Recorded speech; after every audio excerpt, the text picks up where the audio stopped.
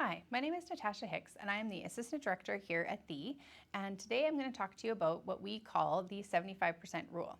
Now, a few years ago, Alberta Education let the school boards know that with home education, once a family has submitted 75% or greater of eligible receipts, we can reimburse the family the full amount of their family funding. So just a quick general information about how the funding accounts work. The funding is per student, but it goes into a family account. So if you have one student or 10 students, all of that funding goes under the parents' names into a funding account for the family. So the 75% is something that needs to be spent for the family, not per student, which is actually nice because then we'd have to track receipts per student and that would be a lot of extra work for everybody included. So how this works is you submit your receipts to us and you spend 75% of your funding or greater, and you get that last part, we can just send it to you. Now, there are a few different ways that you can receive your funding. You can receive it via purchase order or reimbursement request, or a combination of purchase order and reimbursement request.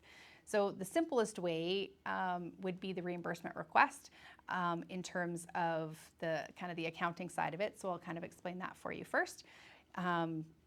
Obviously, you have to fill out your reimbursement form and collect all of your receipts for us, and you send those to us. And once you have submitted to us 75% or more of eligible receipts, we can send the full 100% out to you. Now, what that can be anywhere from, October through May, and you can just submit that at any time. If you want to submit multiple reimbursement forms throughout the year, that's not a problem at all. But once you do submit one that gets you to that 75%, you don't have to request that 25%. We just do that automatically. If you have submitted receipts in the fall for your full amount of funding, that's also fine. We can do the full amount right then and there. So it's a little bit simpler, I guess, in terms of it's a kind of a one-step process. If you want to use purchase orders as well as reimbursement or just purchase orders, you do still get that 75% payout. It just can be a little bit of a longer process because of the purchase order side of it. The purchase orders do take, I like to say, 6 to 8 weeks to kind of process because of the accounting side of things. You get the purchase order, you go into the store, you make your purchase, and then the process begins. So the store has to send the invoice to us, we have to pay that invoice, and then we have to, like, once that invoice is paid, then we can I guess close out that purchase order, because purchase orders, if you've used them, it is like you don't necessarily, it's not based on an actual receipt, right? So you have requested an amount, you've gone to the store and spent a certain amount, maybe not the full amount. So that's why it has to be until it's totally paid before we can process your reimbursement. So it does take a little bit longer, but it's not a problem. We can still do it that way. And if you've done all purchase orders, what happens at the end of the year is if you've reached that amount of your 75%, we go through all of our accounts to find out who has met that mark and hasn't been paid out yet. And we just do payout amounts for everybody.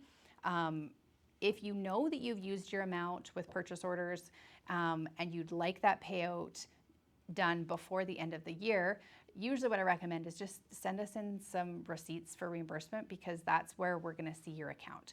Unfortunately, when we're in there doing your processing of your purchase order, when we go in to pay the vendor, it doesn't show us anything to do with your account at that time, so we can't tell that you've met that 75%, which is why we just do that all at one time, because we just don't really have time to be going through everybody's account multiple times a year, because we do have a significant number of students that homeschool with us. So if you think that you've met that 75% and you'd like to get it sooner, you can always send us a reimbursement request as well. If not, then we just do that up at the end of the year. But it's all the same for everybody. So whether you submit reimbursements or get purchase orders or do the combination, you still get to take advantage of that 75% rule, and we pay out that 25%, or less depending on exactly the numbers, obviously. But we do have to be able to track everything, which is why, like I say, the purchase orders just take a little bit longer.